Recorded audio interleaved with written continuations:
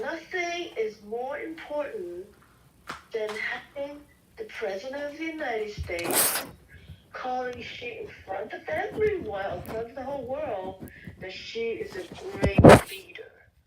It's the stamp of approval. That is what Xi wants. That's the most important thing that Xi wanted. Okay?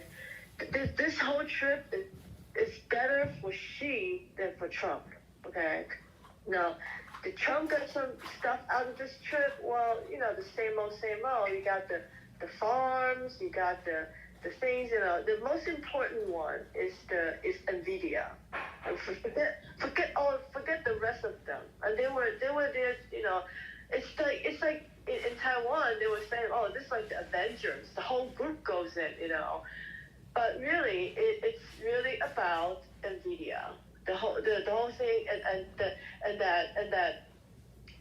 that Jensen Wen, went on Air Force One to Alaska was a great move, because China did not want NVIDIA to be there. They don't want to see Jensen Wen.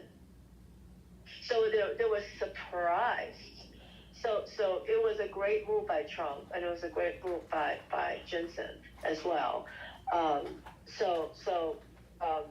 then of course, Trump gave them the promise that they were gonna be able to buy the NVIDIA chip, not the B series, that's the best series, the H series, the second best series, right? So because like I told you, China doesn't want to buy from NVIDIA. They want. Oh wait, isn't it the H200 chips? H200 is the second best. What's the best? Blackwell. Oh. Why do I know this more than you do? I don't follow the latest and greatest for NVIDIA. Oh, so.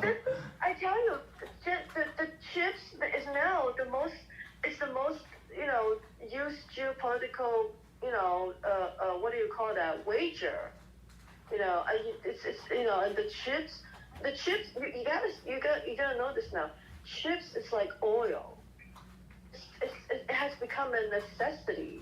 It's interesting because when I saw Blankfein, when he was pushing his book, he was talking about potentially markets, future markets dealing with compute. Oh. Somehow creating like a futures market in compute. Yeah, it's becoming a commodity. It's becoming a digital commodity. I definitely, I didn't think that far, but yeah, I totally agree. I would totally agree if that would happen, because it's become a commodity. It's like oil.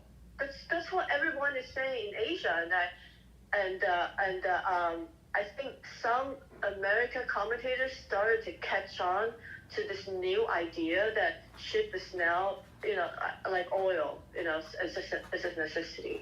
But this theory has been going on in Asia, especially Taiwan, for quite a while now. So she, he doesn't want to see Jensen. He doesn't want to welcome Jensen. He doesn't, Jensen was not on the list. But yet, out of all those nonsense, all the bullshit out there, all those Cook and Elon Musk and all that shit, they were just there for the facade. You know how Trump is like, he likes to go in big and beautiful, bring in every single CEO in from, most of from America, and where's Jeff Bezos? Because it's not so important, right? I mean, he's the one who imported the most stuff from China into America. I mean, think about it. How much people buy from Amazon that's made in China? But no, he's not there at the. I think you're bringing a good point. I think Amazon is the new Walmart. Yeah, and he is very friendly with Xi, so he's not really on the Trump side. Everyone else is on the Trump side. Did he ever say, when you remember that dinner last year that they had with all the tech giants in the same table, and Tim Cook gave him like a present, like a golden apple or something, and then Mark Zuckerberg was sitting right next to him and all that, and we're asking like, oh, how much are you investing? And then Mark Zuckerberg was eating, he was having his steak, and suddenly he's like, oh, 100 billion.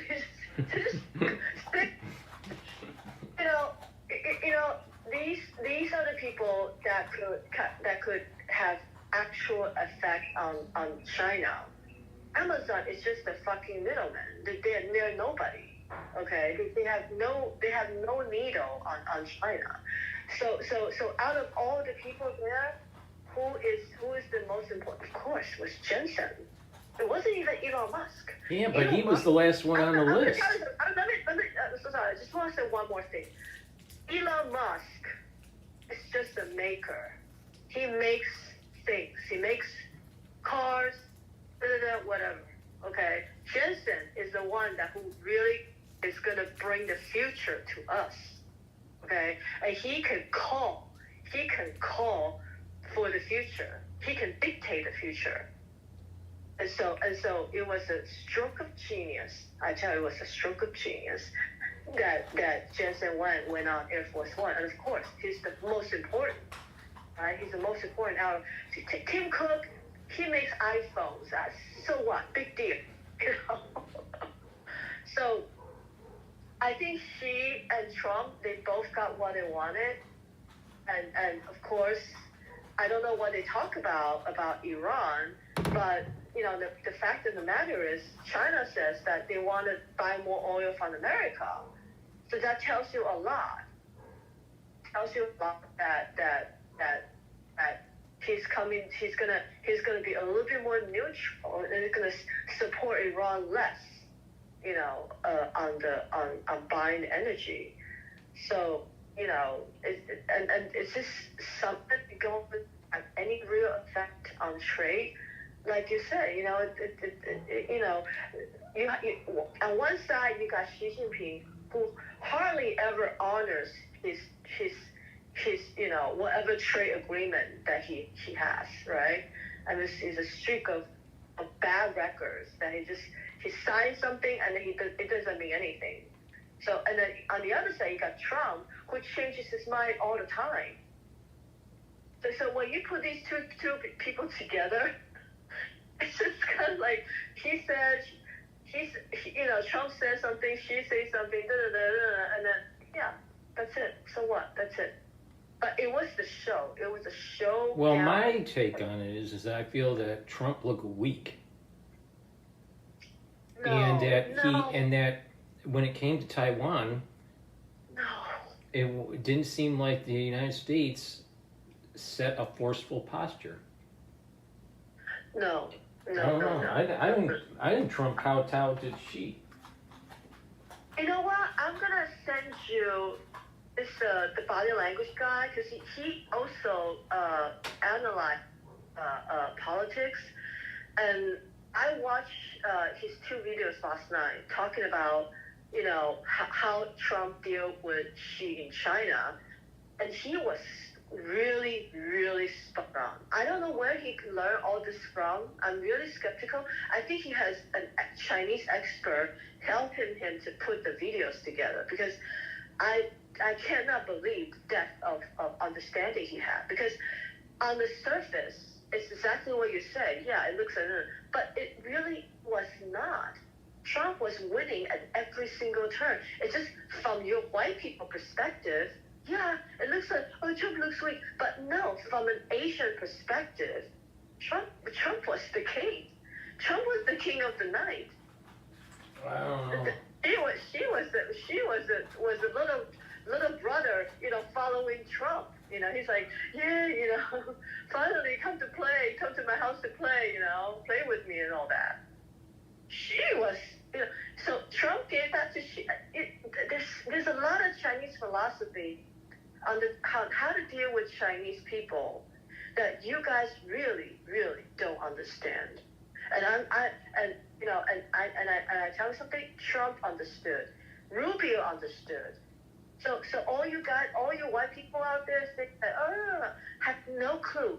Read up on Epstein. Epstein lectured someone, the J.P. Morgan CEO, on how to deal with China. I tell Epstein, and this is from like 20, 30 years ago, and he was spot on. Epstein was spot on too. The concepts of the Chinese philosophies. So if you look at it from a pure American point of view, it's very shallow. It looks like, oh yeah, you talk about Taiwan, you know. But then from the Chinese point of view, it's a totally different story to us when we look at it. So I don't. Well, do you think Taiwan's safer or more risk?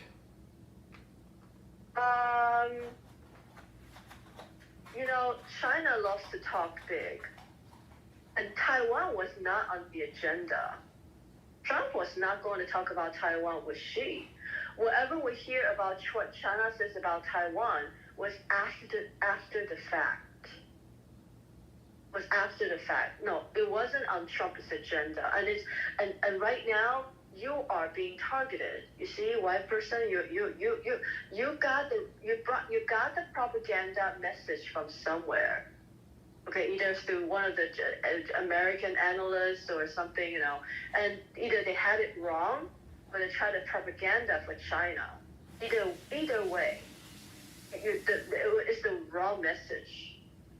Taiwan was never on the agenda to talk, with Xi. This trip was more about trade, about AI, about collaboration on some stuff. It was just a visit. Okay, I mean. But the point is that she did ask Trump if he would defend Taiwan. He said that yes, and that he hasn't made a decision yet, though, on the types of weapons that he's going to sell. Or they talk about this during the meeting. Did you see they actually say that to each other? This was behind closed doors, and Trump was asked by the press. And he says they talk about China and Taiwan and all that. Mm-hmm. Well, I don't really believe him, because I got different message from Taiwan. Okay, that they're very stern. You have to remember, Marco Rubio was there. He's not gonna let this fly. He's not gonna let this go. He's not gonna let China has the upper hand. So if China was smart, they would get Taiwan now. If Trump says this, he's lying. They were not. They did not want to talk about Taiwan with China. Was not on the agenda. Okay. Whatever that's going on with Taiwan and China, you have to remember Japan too. It's just, once you get Taiwan, Japan is next. And that's why Japan was calling Trump.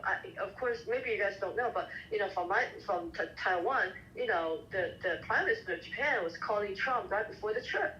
They had a talk, and Besson also went to Japan.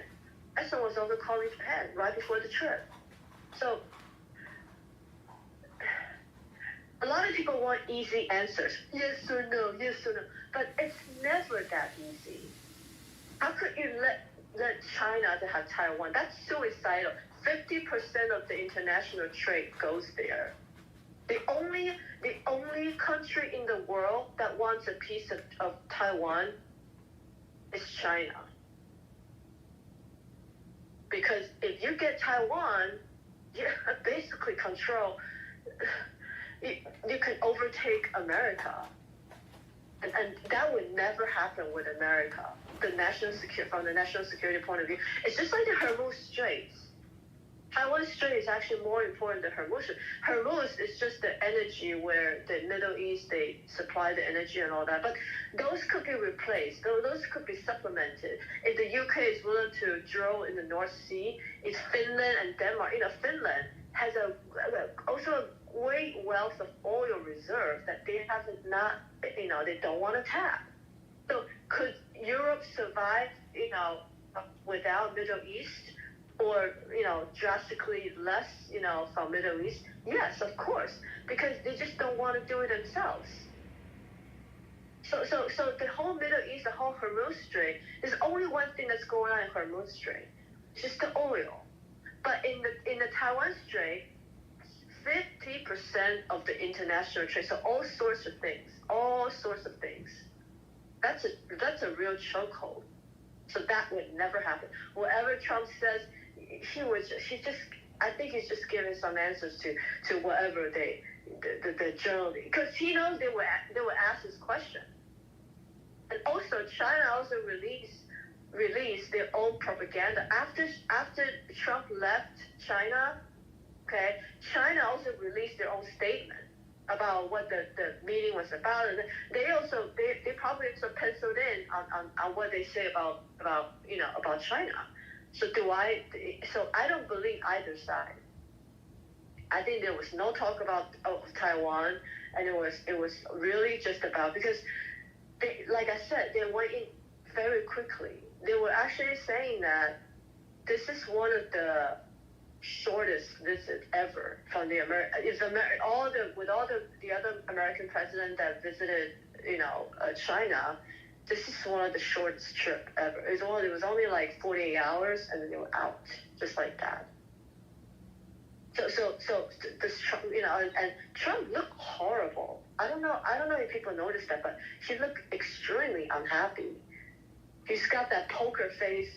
His face was pulled all the way down, and he just didn't look happy. If you compare weak. his face, I'm telling you, physically and tactically, I think he looks weak. Well, who gives you? Is that what you personally think? Mm-hmm. I personally feel that this summit was a failure. I don't think he looks weak. I think he looks pissed off. I think he really, really didn't want to be there. And also that kerfuffle with the American journalists that they don't allow to be inside the meeting. I think that really pissed him off too. Because what happened? Trump looks offensive. Wait, what happened? Wait, what happened? Oh, you guys don't know? Oh my God. I've become your news outlet now. So wait, what happened?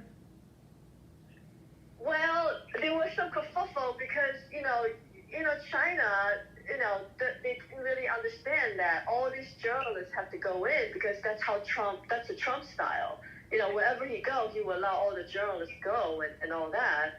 And I'm sure they had some sort of communication before, but there was kerfuffle where the Chinese, the Chinese securities, they believe they probably got the wrong message, or they just don't care. I don't know exactly what happened, but they blacked out some of the American journalists outside of the meeting, of whatever the meeting they were having, and then these journalists were screaming, into the meeting room from outside. They were complaining, they were screaming, outside, and then in the end, I don't remember they got in or out, but it was a huge kerfuffle, and it was very unpleasant, extremely unpleasant, because it was just like slap in the face, like you don't let my people in. Like, I go to your country, and then you don't let my people in, and guess what? Did you know the whole controversial about Marco Rubio's name? No. Oh my God! Are you kidding me? Are you? What happened? Do you know that Marco Rubio is being sanctioned by China at this moment? Ever since he was a senator, and he kept visiting Taiwan, and he kept coming up with the bills, about China and the Uyghurs, and that the American was have to set sanctions on China. He wrote those bills. Right. So he was sanctioned by China, meaning when China sanctioned somebody, they mean that they were going to go out there and arrest him wherever he is. So if they sanction Marco Rubio, how is it possible that they let Marco Rubio into China first of all, if he was in China, they should have arrested him already because they sanctioned him. They say that he's a criminal. So what they did was they changed his Chinese name. The character for Rubio was, Rubio, and in order to bypass their own stupid sanctions, so in Chinese they sanction, we sanction Rubio. That they in order to let him in, to bypass their own stupid sanctions, okay, they changed his Chinese character to another character. Interesting. I didn't know this that. Is story. Wow. I'm gonna tell you guys again.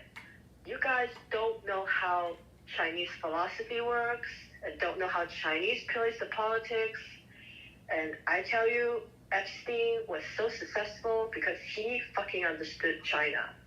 And those who don't understand China could take a page out of the Epstein, profile from all the releases.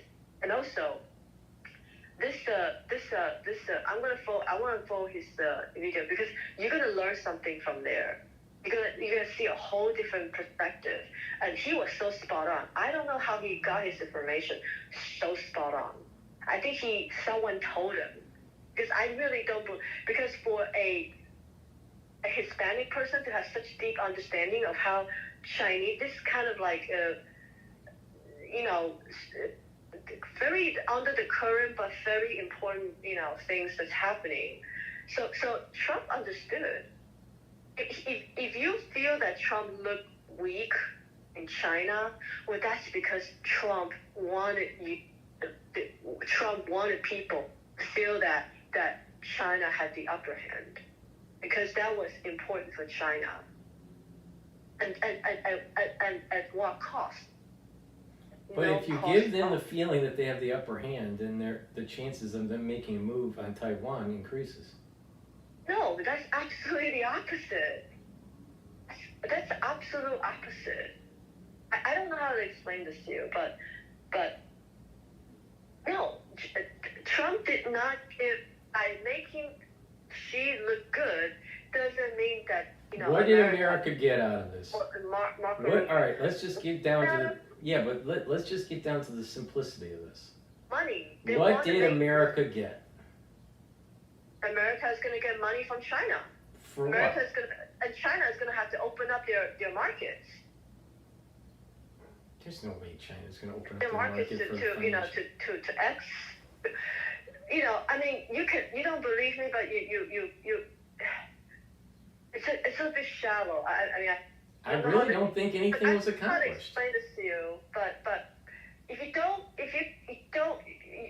it's very typical for a regular American like you, I'm sorry, you're not regular American, but who don't understand China, because not a lot of people do. And Trump played very well. Trump played it very well, and that's what she wanted, because she is having the greatest struggle in terms of politics in his life right now, that he could be kicked down the stairs. But isn't that what America needs? So it's solidifying, and Trump gave him the star sticker. You're the best leader. Give you a little star. Yeah, wait. But isn't it better for America? Isn't it better for us, the United States of America, to have President Xi taken down by his own party? Because to me, that sounds like there's instability. And if there's instability, chances are there's not going to be an attack on Taiwan. No, I'm going to tell you something. Like I told you many times, they'd rather have Xi than someone new that they have no idea of. Same with Iran. Well, I think you're probably right about the think tanks, but I think that's the wrong policy. He's not liberating Iran, but he wanted a regime change so that they can follow Americans' demands. That's all he wanted. He doesn't care if it's going to be another Ayatollah, another whatever it is, religious leader that they have. He doesn't care. American America, Marco Rubio, they don't care.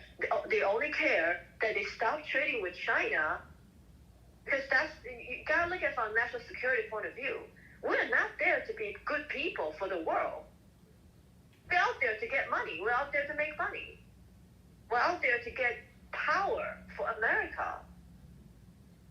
That is very important. That we're not gonna care who is in charge. It doesn't matter but it's better to have Xi in charge, because at least the American government has known him, his MO for a long time. If someone new came on, it's bad for the Americans, because everything has to start all over again.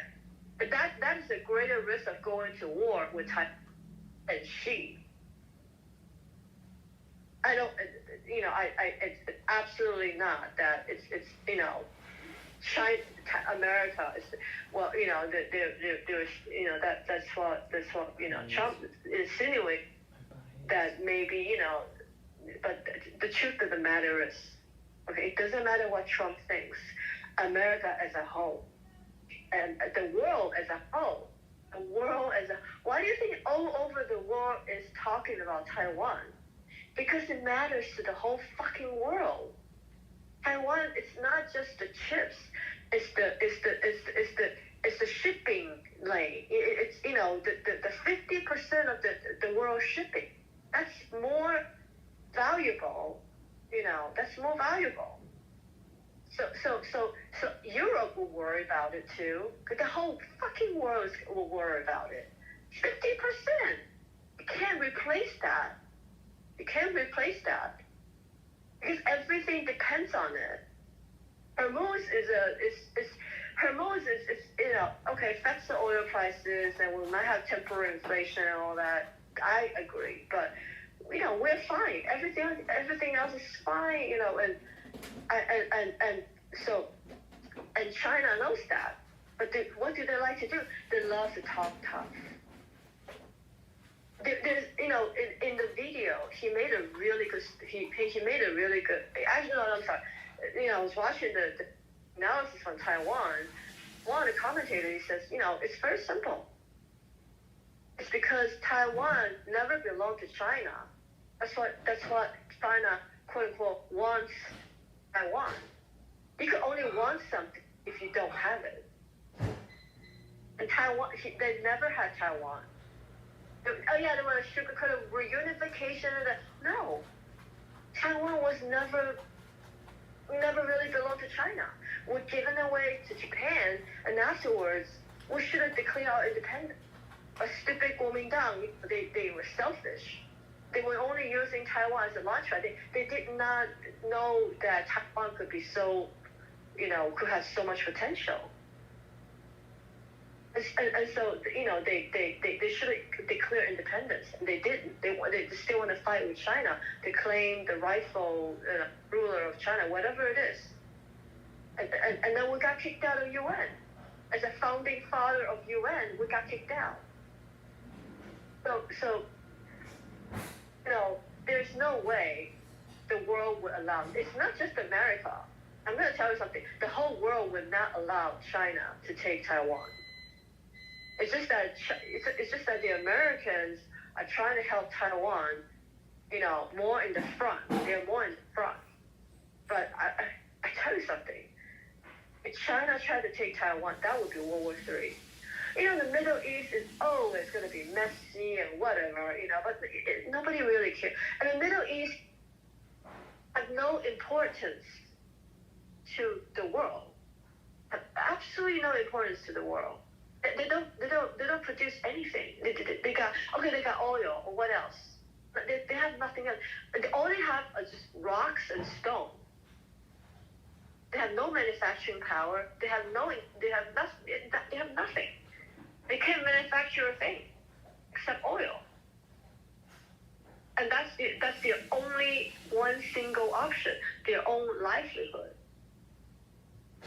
So whatever that's going on in the Middle East is not really going to impact the rest of the world, because they have nothing. But Taiwan is a whole different story. So whatever they say about about, they say or they don't say about Taiwan, I'm going to tell you something. With Marco Rubio as Secretary of State, you know what? I'm going to bet you 1,000 times nothing's going to happen. Even if China tries to, do something, it's not going to happen. I don't think, not under Rubio's watch. Not under, because Trump is the businessman. I think it's setting in motion. I think what's happening is it's setting in motion for a war. But Marco Rubio is the guiding, ethics, the guiding, principle in this administration. No, he's telling Trump what's the right thing to do, what not to do. Because Trump, he doesn't understand. He doesn't understand too. He learned more about China probably through Marco Rubio and during his first term with Shinzo Abe. It was Shinzo Abe who told, because Shinzo Abe was telling Obama, and Obama just fucking totally ignored him. So when Trump came on, I don't know if you remember, you probably don't remember, the first one to visit Trump, even before he got into the White House, he visited Trump at the Trump Tower. He was the first one there. First one to fly in and tell everything about Trump about China. And that's when everything started to roll and this whole thing started. And then now it's revealed that yes, it's true. China they want world domination. And Japan doesn't want China to dominate. Think about how Japan feels if China takes Taiwan. They're gonna have a panic attack. A fucking panic attack. They're gonna go out to defend Taiwan, first thing, and then America's gonna come in. And if you think Europe is not gonna join the war, and if America and Japan wins over China, Europe will lose a huge piece of cheesecake. A huge piece of cheesecake. So they will join the war too, because they all want to share the big pie. Does China have a chance of winning? I don't think so. I'm sorry. I just don't. I don't think so. Because I'm going to tell you the difference. Okay, if you look at Iran, the IRGC, their guiding principle is their religion. They are very religious. There's no doubt about it. They follow the supreme leader and they love the supreme leader. They have their religion as their guiding light. So they don't care if they sacrifice themselves. They're okay to sacrifice themselves. The IRGCs and whatnot, they're fine. But the Chinese people, they have no guiding principle. You think they love their country? You think they love Xi? I don't think so. There were people, when America went to Venezuela, there's a lot of echoes on the internet from the Chinese side, like, please come free us, please come free us. And then when they saw that America attacked Iran, they got louder, like, please come to save us, please come to save us. Like I said again, if you just gave them that showed them the green card, they're gonna fucking take it. Because they have no guiding principle. They have no, you understand what I'm saying? So they can sway any way for their good. If that's good for them, they will go that way. They're not gonna fight for anyone but themselves. Because I tell you, these people are suffering enough. These people are very smart and they suffer enough and they want to be better. They want to live a better life. And under President Xi, this is exactly why President Xi needs Trump to visit him. Because China as a country is collapsing, like fucking Soviet Union style collapsing at a really fast speed. And they're just using violence to quell the protests. So where's China getting this money for Boeing? What? Where's China getting this money for Boeing? China getting money from Boeing? I said, where is China getting this money for Boeing? They ordered a bunch of Boeing planes. That's not a lot of money. That's not a lot of money 200 for million, 200 planes China. from Boeing is billions of dollars. It's like $50 billion or something like that. Oh, come on, that's nothing. $50 billion. Yeah, for but China. if they're having such a problem in their economy, they don't have that. They can't purchase that many planes. Why would they need them? Because they don't care about their own people. The people can die. They don't care. That's why they have so much money, because they never help their own people. You know what? I just think that we might as well just start the war now. Just get it over with. No, that's not how you play. Thank God you're not in charge. Oh my God. If I was president of the United States, I would make sure that the Forbidden City would be in flames. It's absolutely the best to just not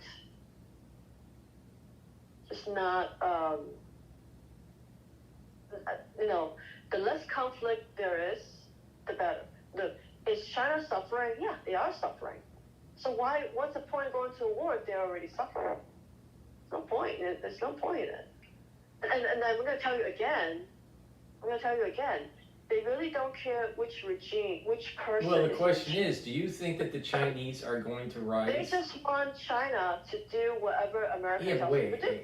Answer this question. Do you think that the Chinese are going to supersede the United States as a superpower? China's going to supersede the United States superpower? Do you think that they'll become number one or Of course no? not. You think they could pull shit like Venezuela? You know, but, well, I just, you know, and- well, I mean, a lot of economists are thinking that they're going to supersede the United States. If they are, we need to blow them. We need to blow them up. Think of China like Russia. Did Russia, have the ambition of taking over the world, over America? Yeah, they did, and they failed. Same things with China. You gotta have more faith in your own fucking government, Paul. The problem is that we have too much debt in the United States. That's okay, because people believe in America. America is more popular than ever before. You think so? Yeah. Wait, you think more popular domestically or internationally? Because I used to do this at my job. So I'm gonna tell you, okay? You can choose to pay down your debt or you don't. And if you don't need to pay down your debt and people still keep giving money to you, you don't need to pay it down. You understand? But eventually your debt. But the theory holds is that if your that angle is wrong. Yeah, but if the theory holds that if your interest payments on your sovereign debt are higher than your defense expenditures annually, then you will lose your status in the world. And we are having that problem in the United States now. Paul, the theories, it's different for America. We live in a very special country where all those theories might apply to other countries, but not America. And those people who are peddling, they say, national debt, No, actually, the truth of the matter is, it's like, you know how rich people operate? They never pay their own money. They always get someone else to pay for them. So it's the same thing with America. Why do we want to use our own money when we can use someone else's money? As simple as that. We're not in trouble. The national debt is not a real problem for us because we're doing extremely well as a country. Can we pay down the debt? Yeah, of course we can. We can. We want to? No, nobody's, it's fine. We're fine. Look, if we're fine without paying down our debt, then why do we do that? It's like like, people paying down their mortgages and stuff like that, and they always calculate, oh, if I pay my mortgage, if I have a mortgage on my tax, return, I can actually get more tax return. So a lot of people also don't want to pay down their mortgages so that they can get more tax return. So it's look, of course America has the power to pay down the debt. And of course, yeah, it looks like, we're having but we don't have to. I think the country is we need to be more fiscally responsible. Now, I'm not saying pay it all down, but I don't think it should be 100 times GDP. 50% of GDP maybe, 65%, something like that. But 100 or 110 or 120% of GDP? No, I don't think so. The debt is a problem. Not for a lot of people, not for other people, I mean, if you ask Chinese people if they have a chance to just go to America and live there, would they do that? I think our debt is over 100% now of our GDP, because I think our people GDP. Don't look at America from the national debt point of view. Only like people in America that would complain about America. All the rest of the world would love to live in America. Why do people? Well, that's because they're in a worse situation. No, but it doesn't mean that the United States is in a good situation. We're in a less worse situation. Well, I've also seen other countries. Okay, America is really the heaven. It's really the paradise. You live here for all your life. You've been out there a few times, Japan, Korea, whatever, Germany, whatnot. But the truth of the matter is, if people have the chance to come to America, they would. It's not because their country is bad or anything like that. It's just that there's something about American culture that is so attractive. You look at New York. Every day everybody is saying, "Oh, New York is dying. It's a dying town. The exodus." Blah, blah, blah. It's not. People still love New York, no matter how it is. There is a huge attraction. This American culture. We got so much good going on for us. I hope you see more of the good side and just focus on national debt. Like some academics out there crying wolf, you unless you come from another country, otherwise it is hard to comprehend. I think the United States is over in debt, and we need to control our fiscal house. Yeah, I mean, there's a lot of things we need fixing, okay, but there are more. You can do it in some other ways, and I think Trump's approach to the foreign policy is to write the wrong course that we were on before. Okay, Iran is a very unpopular war, but it's also a necessary evil. Even China says Iran should not have nuclear weapons. So there you go. She is the greatest leader, is a great leader. And Trump, is doing the right thing about Iran. So they give stickers to each other, they endorse each other. That's what they wanted. That's all they wanted. And that's perfect. Perfect for Trump, perfect for Xi. Because that solidifies his power in China. You have no idea this boost of power for Xi is a favor that Trump is doing for him. A lot of people just don't get it, but I'm going to tell you right now. It is not what you think. And if they think, oh, Trump looks weak and all. No, because they really don't understand the deeper part of the philosophy, how to deal with the Chinese. Okay? And Marco Rubio, sanctioned, he shouldn't be handcuffed. Everybody in Taiwan was talking about Marco Rubio yesterday. Like, oh my God, they didn't get caught, put in my handcuff. He didn't disappear with a black card. Like, you know how China is. They could just kidnap anyone. They could just take anyone. There's no way they were going to kidnap an American delegate. Yeah, that's why they were joking. That's like, yeah, but he's a Secretary of State. He's still on the sanction list. You can look it up. Marco Rubio, he's still being sanctioned. He's still being sanctioned, and yet he could go. It just shows the hypocrisy of the real China. And you still want to believe that whole mumbo jumbo, you're getting it all wrong. Because China is all about, I'm going to send you that video, and you need to learn the concept of the face. And that is, and this YouTuber, the Bala language, he did a really good explanation of the face, the concept of the face. And I hope you're going to watch that and you're going to get a little bit more understanding of why Americans deal with China this way, or what they're looking for, what they're wanting, what's important to them, and what's, so it's hard to explain. Those who really know China,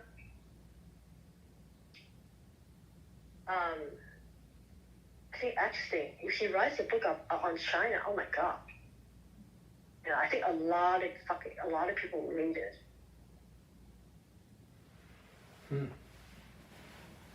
I don't know how Epstein learned all this about China. I mean, he's just a really smart guy. I mean, that was back in 2006. And I don't know how many times he visited China.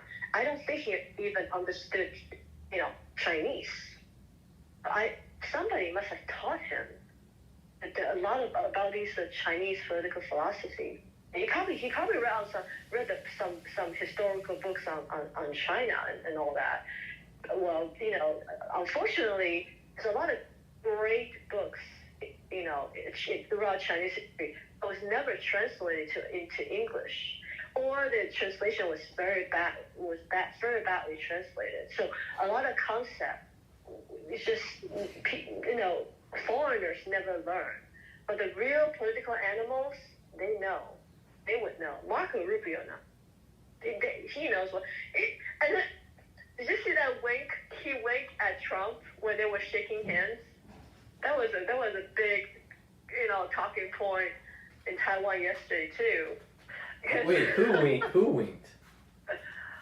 Because it was a really funny video. So they were leaving, right? So and then they were all lined up. So the Americans all lined up, and then Xi Jinping was shaking everyone's hand from Marco Rubio to Besson, and then to and also shook hands with Hasek, Marco Rubio, and then Trump was next to he was passing by, right, and he winked at Trump. After he shook hands with Xi Jinping. It's a cute moment. I tell you, it's a cute. They know exactly what you're doing. If you ever doubt Marco Rubio, you would be wrong. I would definitely. Well, I'm not doubting Marco Rubio. I think that he's a very competent diplomat. Oh yeah. What I am concerned about is that I think this summit made America look weak, and we should have been strong against China and its belligerence with the 9-dash line. You listen too much of the left wing, sponsor, or they just don't know what you're talking about. I'm sorry you feel that way about your own country, and if you had the chance to talk to Marco Rubio, maybe he would explain to you, better, because I'm sorry, I don't know how to explain to you better, because if you want to. If you want to believe those people who always, say bad things about America in all situations, there are people out there who just every single time when there's a little bit of chance they can talk shit about America, they would do it. I just feel that Trump is looking focus on weak. that instead of focusing on the real, what's really going on. And if they want to analyze it in such a shallow way, well, then they get people like you who had doubts about America, and then we think, yeah, we're right. Yeah, they're right. And make them. Why would America, honey, listen, trust me, America would never go to any situation that would look bad for themselves. This I can tell you for sure. You think Trump's gonna go there and? Oh, you really think so? What about what's going on in Iran? Trump looks like a piece of shit when it comes to dealing with the Strait of Hormuz. Trump doesn't even know what he's doing. Oil is elevated above 100, and it's been like that for weeks. There's no strategy that he's showing other than containment. And now that's going to bake in inflation. That's why. And it's only going to take about another 4 weeks before every single American is going to start complaining about the cost of food and the cost of how the energy and heating and. That's why I say it's a necessary evil. I totally agree with you, but like I said, it's a necessary evil, and this will cut off the bloodline that runs to China, and then in return, Iran. They don't make any more money anymore because they only have one customer, which is China. And now China is going to divest themselves. They did two things. China promised they were going to buy and grow American oil.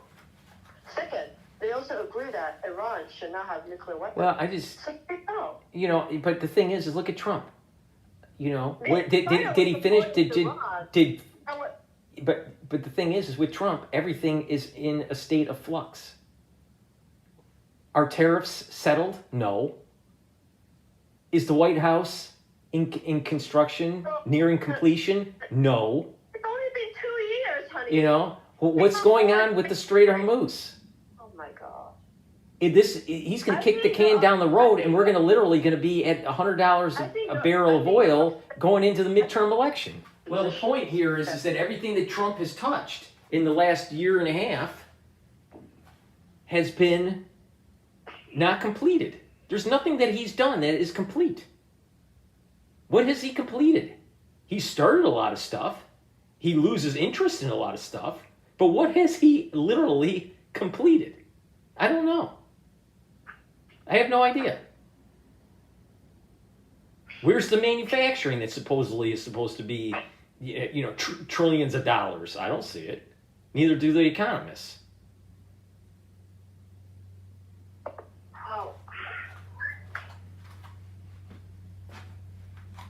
And that's the problem with Trump. It's half measure. What he's doing is he's building a building called the United States of America, all in gold, and he's telling a bunch of people that want to buy into the property how great it is, yet it's got a lot of problems in terms of its design and in terms of its construction. He's a big sales guy.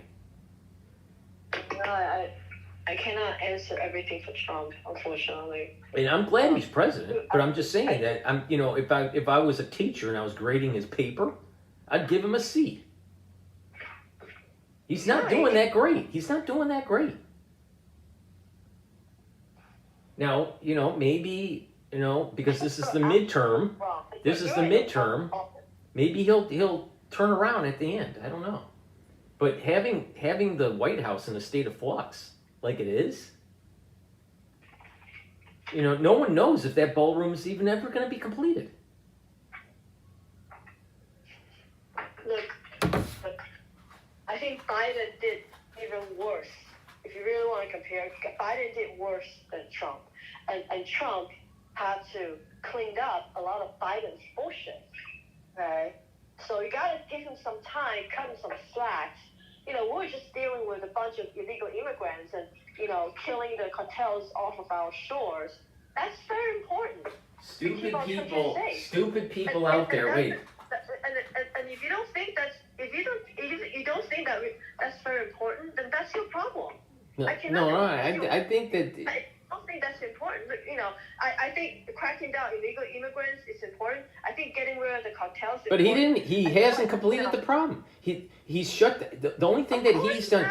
But the only thing that he has done properly and to good effect has been shutting down the flow of illegals. But in terms of kicking them out, he's done a terrible job. Obama was able to get out more illegals than Trump. Than Trump. Obama and Trump. Stop comparing Obama and Trump. What else did Obama do? Nothing. Well, I agree with you on that. But the thing is that Trump, if you give him a grade right now for the midterms, I would give him a C. I'd give him a C. I give him A+ for all the effort that he put in. Effort. You're not appreciative.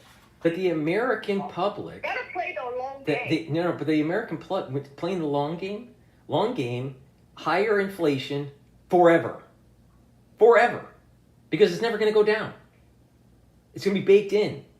Everything across the country is going to cost more forever. Because it's sticky.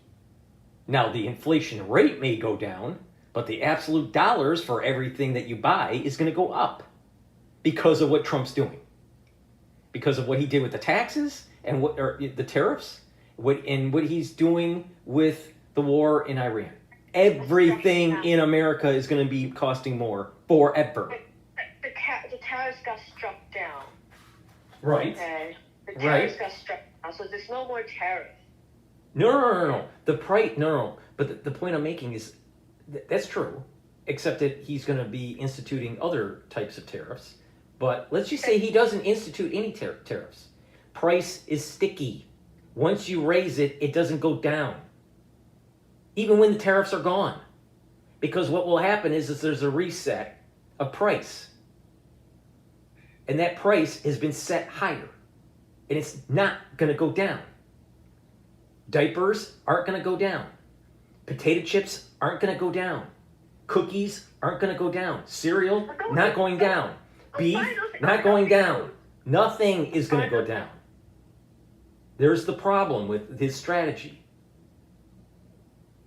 Everything. What's going to happen if you fast forward to the end of his term is number 47, and you will find that inflation was substantially higher than when he went in absolute dollars.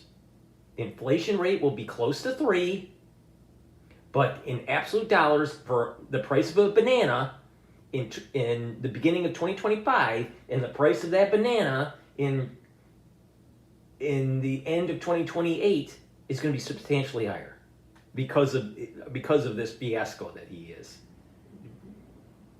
propagating through the economy. And if you use the term of inflation as one of the metrics to grade him as a successful president, you will have to give him a C. Because he didn't control it. He didn't control inflation. I agree. That's why I say, I don't understand why they don't do like a two-tier, like for American companies, give them a much better, because we are producing oil. There's no point to charge them $100 per barrel or is there some secret deal with the American companies with the energy that we don't know of that's going to be, it's going on? Maybe there is. And also, this war could be over very soon. Because now China has promised not to interfere. They were interfering a lot. That's why we're not winning. They were providing Iran with weapons and all that stuff. So if they stop funding Iran, stop helping Iran, and then let Trump to have the, we wouldn't have had this problem if he decapitated the Ayatollah when we made the bombing run on the nuclear facilities, but he kicked the can down the road, and now we have a problem. See, he failed. And he's always chickening out. It looks like that what he did when he went to China. It looked like he chickened out. Everything about him is chicken out. Would you buy a Trump building? Would you buy into a Trump building? What? Would you buy into a Trump building in New York? I wouldn't. I can't afford it. Yeah, but the quality ain't there. The quality isn't there. The price is too high and the quality isn't there. That's what Trump is. That is what Trump has done to America. And I voted for him 3 times. And I'd vote for him again if he was running against a Democrat. But I'm being honest with his performance. He sucks. He is mid-level in terms of performance. He's a C student. He's not an A. He's not an A. Okay. I hear. It's still work in progress. So. Well, that's the problem. Is everything with him is a work in progress, and he won't get any of it done when he leaves. The White House will not be done. The tariff issue won't be fixed. Inflation will still be out of control. Oil will probably still be to the moon, and we might even have a war in Taiwan. And the war with Iran is going to continue on.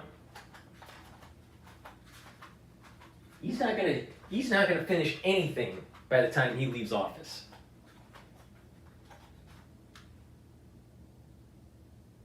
So A for effort, yeah. But also an E in accomplishment. Because he hasn't accomplished anything. How does drastic change on Trump? Because I'm seeing because of what he has done, he's literally handing over the legislative branch to the Democratic Party. That's a big problem. On top of he has decimated the cost of living. The ability for people to afford things, he has killed middle America. Yeah, but you also have to remember that Democrats didn't do jack shit. It's just only writing on the back of Trump, like not doing as well as he promised. Do you think that you're going to be doing fine? Do you think in the next 2 you think you're going to be doing fine if oil is at $100 a barrel for the next month and a half? Forget about Trump. What are they offering? What are the Democrats offering that you like so much? I don't like the Democrats. You see, that's exactly what I'm saying. Well, here's the problem in America. It's always picking the least worst of the bunch. We can never get a good president. We can only get the least worst. Well, that's not a good option. That's just, do you want to go and have your society devolve fast or slow? But it's still going to devolve. So it's not a good, it's a false choice. Trump has accelerated the problems that we have in the country. He hasn't brought back the manufacturing jobs like he said he was. He hasn't made the Middle East stable. He's made it more unstable. Our munitions have been depleted, so if President Xi wanted to take Taiwan, I don't think Trump could do anything about it. Inflation is out of control. I mean, the cost of beef is way higher now than it was when Trump came into office. Way higher. And it's not going to fix if the cattle ranchers, which they don't want to, but started investing into their herd and increased the herd size, it would take 18 months before you would see prices to go down. 18 months. So beef prices are going to be elevated all the way through Trump's administration. So, did Trump do a good job? I'm not so sure. You know, I've been on this earth for 54 years, and I'll tell you, when I look at what I saw when he was in China, I didn't see someone strong. I saw someone weak. I saw the rising of another nation and the declining of one. That's what I saw. Okay.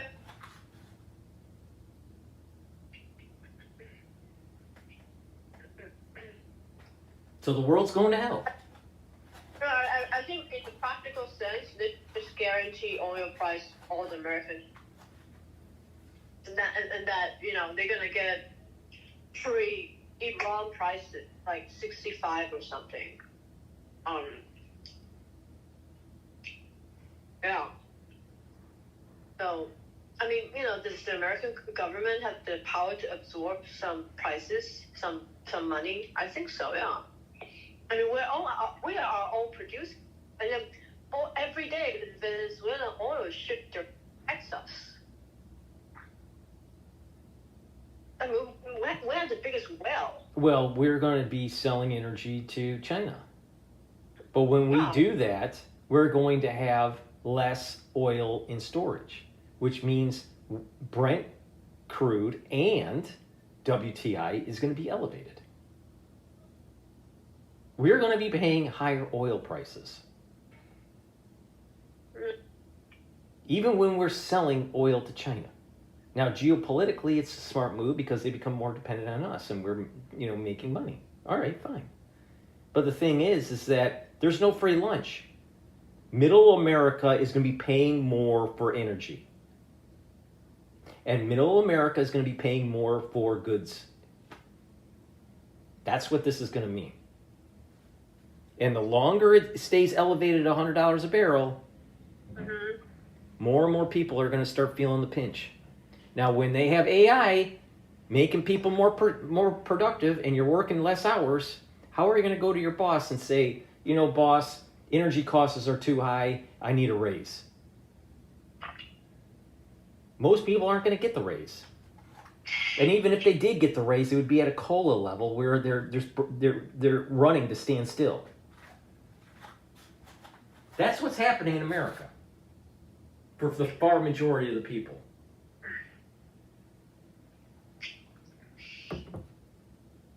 And when it comes to inflation, people put money in the stock market, they'll make money because the PE ratios go higher faster than the inflation rate. So on a nominal basis, you're going to be at a higher compared to the actual rate of inflation. So, and this is the reason why rich people get richer while poor people get poorer. The Federal Reserve prints more money, the hot money flows into the equity market, inflation goes up, and rich people get richer. Even though some of that new money that they made has been eroded by inflation, they're still making more than their real return is higher than the inflation rate.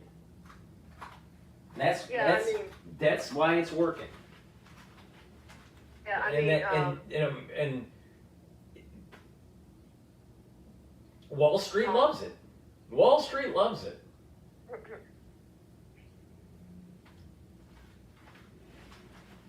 So if you have a lot of money in equities, you'll do fine.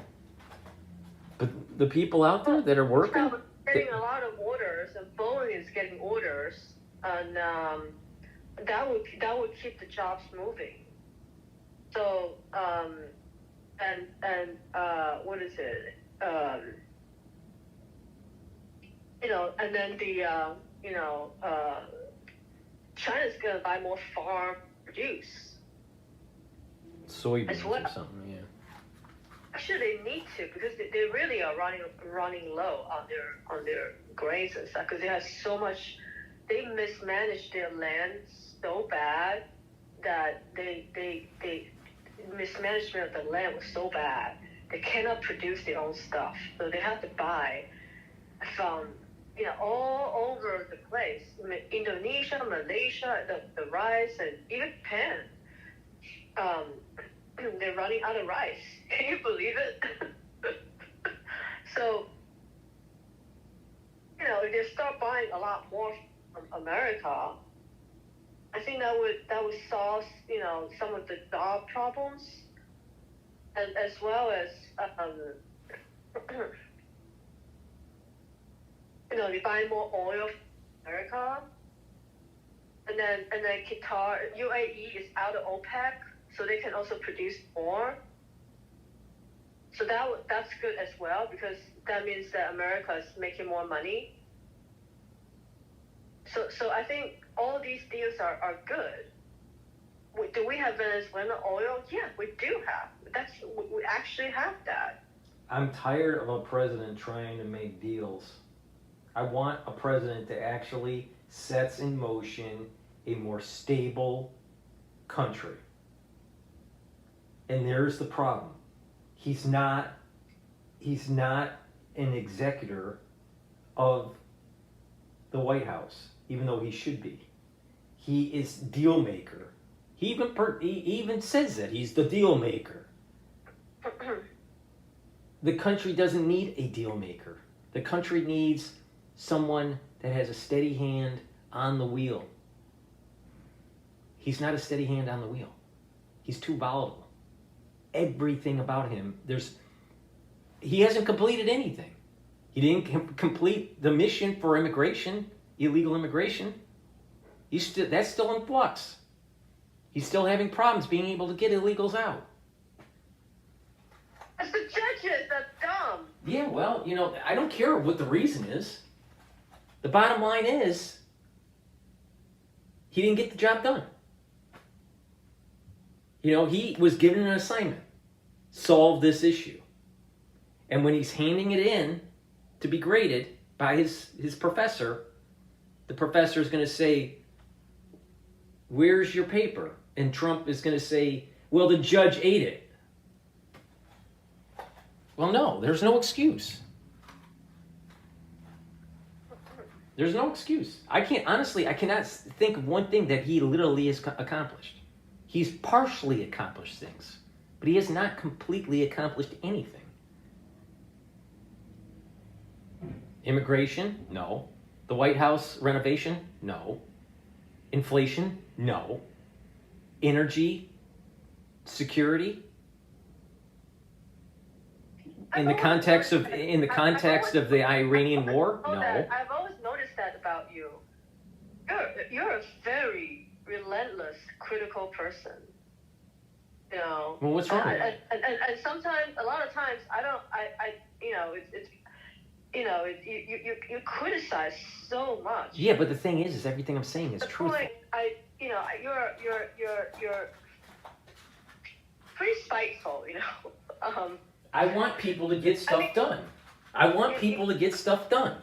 If they say that they're going to do something, do it. If they don't do it, there's a problem. And the thing is that when he fucks up, he's affecting my life. He hasn't fucked up yet. Yes, he has. Yes, he has. He's been in the office for his second term for less than 720 days. And he has not completed one thing. He killed the walk. He killed the DEI. He put America back on Make America Great Again. All that is so important for American society. And obviously you don't care. I don't know, maybe you don't care. You don't see that? You don't feel that? I'm so glad that he took care of that. You really think that he killed DEI? You really think he killed DEI? No. And that, whatever the fight between him and Harvard and the other schools, I'm really happy to see that. Did he need to do that? Did he really have to stand up for Jewish people? He doesn't have to. He could just ignore you guys. But he hasn't killed DEI. He did it. He hasn't killed it. It's still around. It's still around. It's on life support. It's much less now. Yeah, it's on life support, but it's still there. It's still there. Look at Hollywood. Look. And you know what? I'm not sure your judgment is a fair judgment. When you are so extremely negative, I'm not sure that's a fair judgment. that you see. Do you think back. that Trump is an A student? Take But what's wrong with demanding it? Yeah, but what's wrong with demanding Perfection. no, there's nothing wrong with